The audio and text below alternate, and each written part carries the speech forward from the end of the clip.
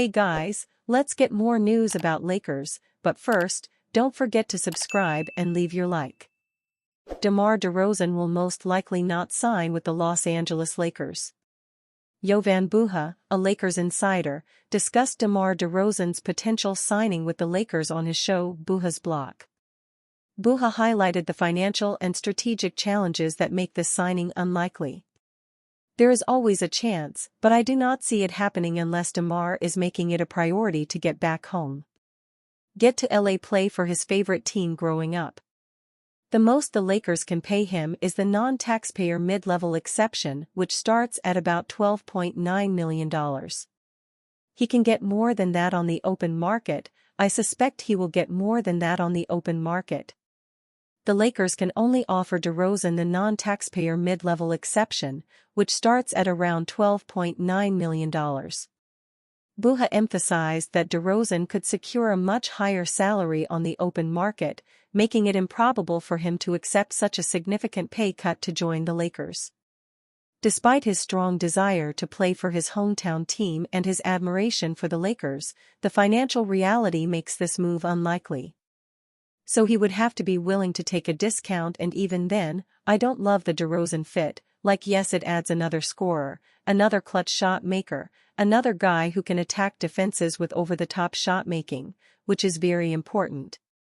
I think there are elements of he would certainly help in crunch time in fourth quarters and give them a legit third 20-point-per-game scorer. He scored at least 20 points in 11 consecutive seasons, so DeMar DeRozan is a walking bucket.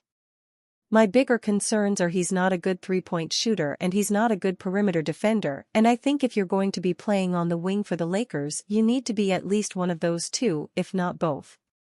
Buha also pointed out that DeRozan's fit with the Lakers is not ideal. While DeRozan is a prolific scorer, averaging 24 points, 4.5 rebounds, and 6.9 assists per game this season, his lack of three-point shooting and perimeter defense raises concerns. The Lakers need players who can complement LeBron James and Anthony Davis by providing spacing and strong defensive capabilities.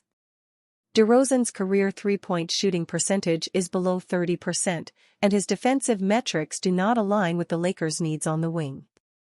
Now look at $12.9 million. You're not really going to complain. The Lakers probably do that, and you have to give it a hard look, but I think in terms of what the Lakers need.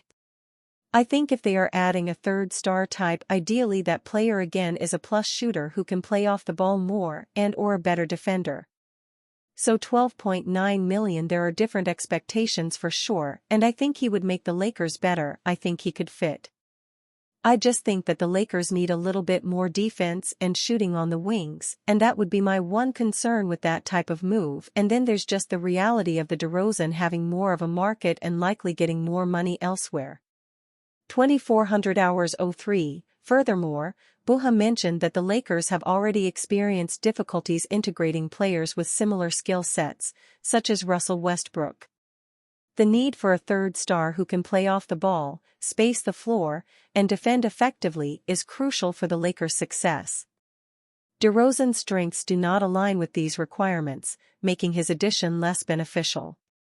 Buha explained that while the idea of DeRozan returning to Los Angeles is intriguing, the financial and strategic challenges make it a long shot. DeRozan's desire for a more lucrative and stable contract, coupled with the Lakers' need for specific skill sets, makes this union unlikely. For now, it seems DeRozan's homecoming will remain a dream. Insider reveals when Lakers plan to hire head coach. The Los Angeles Lakers have been without a head coach for weeks now. Jeanie Buss's team fired Darvin Ham shortly after the end of the season, which was hardly a surprise. They were rumored to be interested in J.J. Redick to be his successor. Then, they made a big offer to lure Dan Hurley away from UConn, an offer he eventually turned down. Redick has now finished his interviews with the Lakers, and the clock is ticking. With that in mind, Shams Charania of The Athletic reports that it shouldn't take much longer before they have their new boss. Talking on the Pat McAfee show, Charania revealed that the Lakers want to have their new coach by the time the NBA draft comes, via Lakers all day every day. Notably, that means that they should make an announcement in the following days, as the draft will take place next week. Redick has officially gotten through with his obligations as a broadcaster, as the NBA Finals are already over.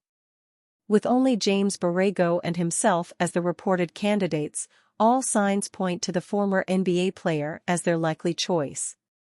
Redick recently started a podcast with LeBron James, and the timing of that has raised some eyebrows around the league. Nevertheless, with not many feasible candidates left and now the Detroit Pistons also in the running to get a new head coach, the Lakers simply cannot afford to wait for much longer before making a decision and getting their new tactician. Warriors' $189 million star wants to join Lakers, says Stephen A. Smith. The Los Angeles Lakers have some work to do this offseason now that the Boston Celtics have broken their tie for the most NBA championships. One name continues to be linked to the Lakers, even if the idea remains unlikely.